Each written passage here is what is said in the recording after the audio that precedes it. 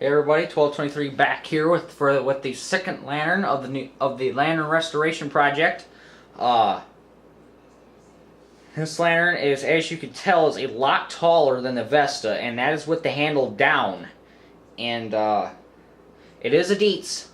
It is a Dietz. Now, just for a little info on how this lantern looked before the restoration, I brought up. Not only did I think about the towels here for a minute, but I brought up this little guy. If you remember, this is the traffic guard, one of my first Dietz lanterns. Well, you can't really see him too well. But this lantern sort of had the look of the traffic guard in terms of color, but it was like painted out with a brush and not spray painted, which I find very unusual. It sort of had the red look of how the towels look right now. But anyway,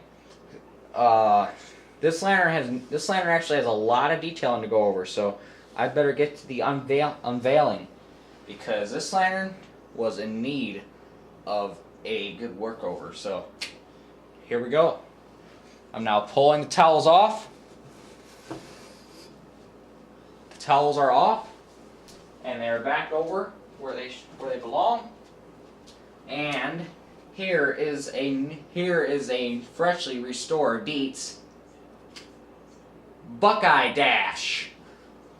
You are looking at the first ever Dietz Buckeye Dash on YouTube, and it's probably the best looking Dietz Buckeye Dash on YouTube. As you can clearly see, this is a hot blast lamp, and it is an old Buckeye Dash, very old Buckeye Dash. But since this lantern is a new model to YouTube, I better get into it. This lantern, I actually don't know where the dates are on this one. I think they might have got blasted off, possibly. Well, let me see. Oh, geez, that's unfortunate. It looks as though that the dates on this lantern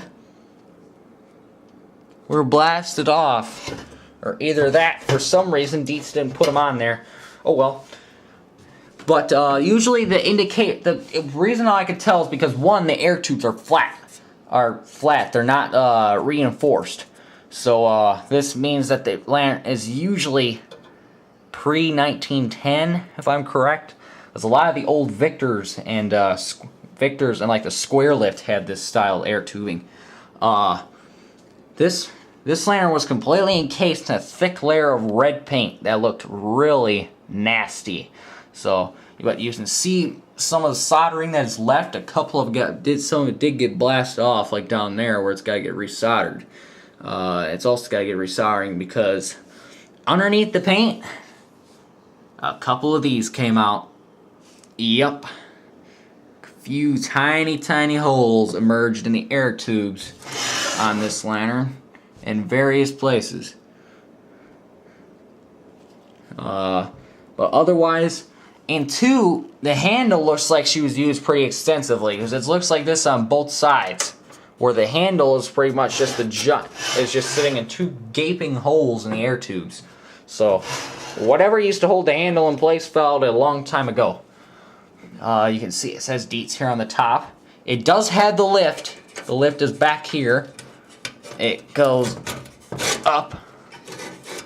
It slides up really well compared to what it used to. You can see the lantern is missing a fuel cap. We are going to be getting a fuel cap here very shortly. The lantern does have a new cone, however the burner is original still. We just cleaned it up. The handle still had red paint on it the other day. But the reason why is because when we tried one of my replacement burners that was also used on the Roadster wagon, for some reason the burner was a little too tall, or a little too wide around on the bottom. So, thought that was a little unusual, but the burner did free up very well once I took the old rotted wick out of it and put a new one in. So I'm also going to get to, if you never noticed, But this globe is not your average globe. This is a Dietz fit-all. Not a fits-all, a fit-all. Fit-alls were an early form of fits-all. They were made after the number 0 tubulars were discontinued and renamed.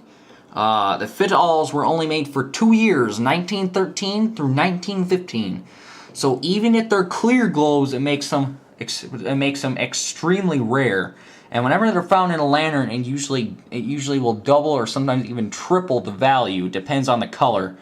I think last time I saw a green or a blue-green one or teal fit-all sell for over $50 one time, which is pretty impressive for a Dietz globe. I'll take this globe off here so we can get into some of the other details that are on this lantern.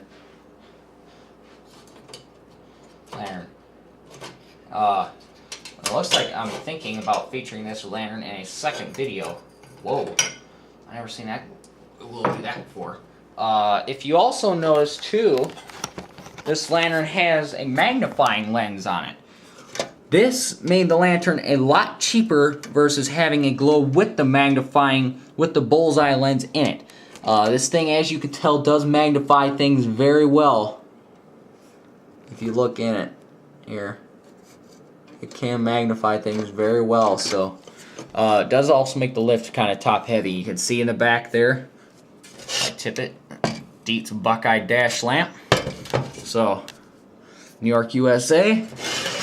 On the back, you can see it has a very large dash clip here. This lamp would probably be mounted on the front of either a horse-drawn buggy or early car, and that is probably what would shine on either the inside or either would shine towards the outside. I'm not quite sure what these things were exactly used for, but overall this lamp came out extremely well, just except for the few holes. Otherwise, everything's perfect.